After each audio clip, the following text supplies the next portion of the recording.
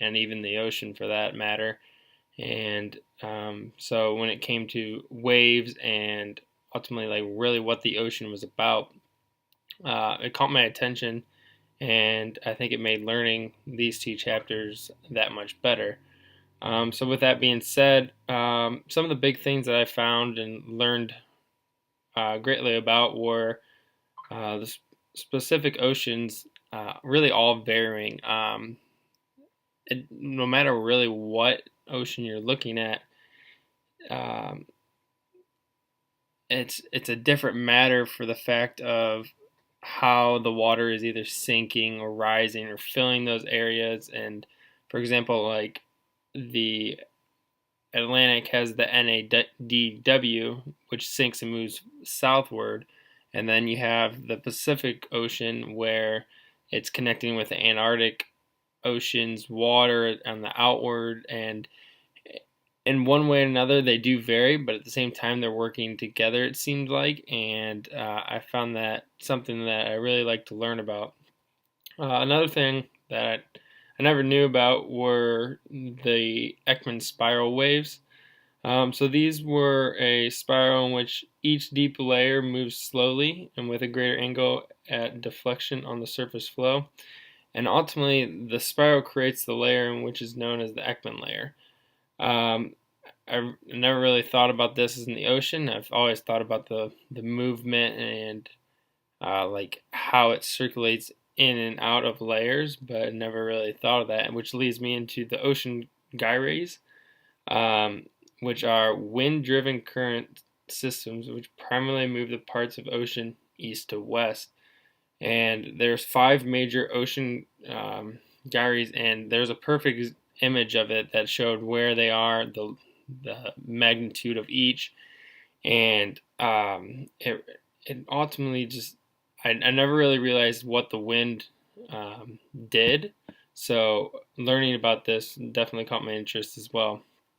And like I said, throughout both of these chapters, there's a lot of interesting facts. And to start with that, I thought that something that was really interesting was the energy release waves.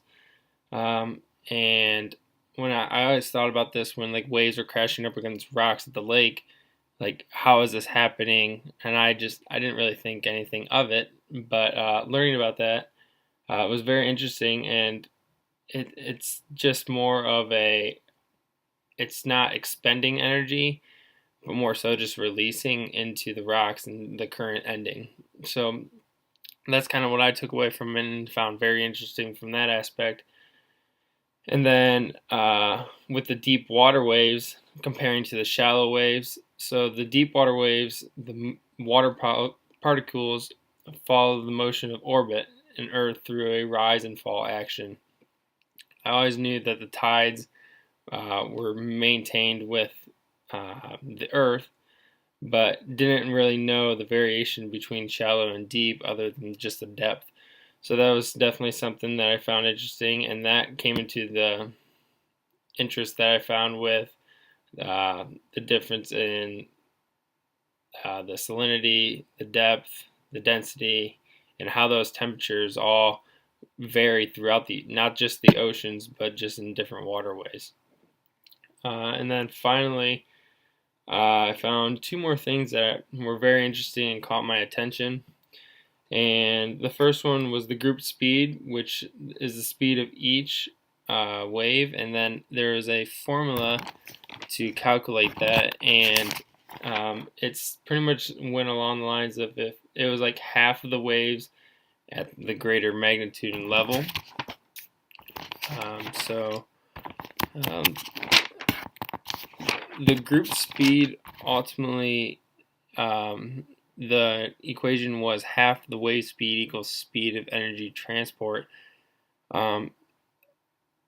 And there was a statement that said, therefore, the speed of each individual wave in the group is greater than the speed of the leading edge of the wave train, and the wave ring moves outward at the speed one half that of the individual waves. So mainly what I got out of that and found interesting was just how the waves are moving a train-like distribution, and it seemed like that it was more of a careful observation through an energetic deep water condition from what I took away of it. And it was just kind of interesting to think of the half group advance and compared to like the individual wave advance. And then finally it comes to how the waves are measured. So just how the waves are measured, there's sensors that are placed measuring the speed and direction. And these were originally done by releasing a type of instrument in order to do that. And then it even became easier when a new technique came around called the Doppler. And these were able to be measured through the technique of drift books. And again, like I said, the sensors were able to be placed on these to measure it correctly. Although it was a very interesting chapter, I was pretty confused on a few things and a lot more info that I could be knowledgeable for myself. And these were all the variation in depth when it comes to salinity, density, and temperature. I thought the book did have a lot of info, but I don't think I fully grasped that info. So I think a lot more clarity on that would be helpful. And then along with this, there was I think they were called eddies, and these were the eddies pretty much circulated throughout the ocean, and I couldn't really tell if they were a good or bad thing for the ocean, or because they were constantly forming, if this was something that was good for the ocean, or if it was just something that should be avoided. And the ocean just constantly makes these, and it doesn't get into a large magnitude. And I kind of try to think of it like a hurricane, but I don't think an eddy is that powerful to start something like that. So I think just a little more clarity again on those. And this finally leads me to my 3 questions throughout the chapters. And these include: what types of waves are optimal for surfing, or is there not really any? Another one was, when it comes to Doppler, are there more technology advancements coming? And then finally, if there is wind-driven shifts, how does it affect the individual oceans? And what I mean by that is, how is it affecting the Atlantic versus the Indian? Just for the examples.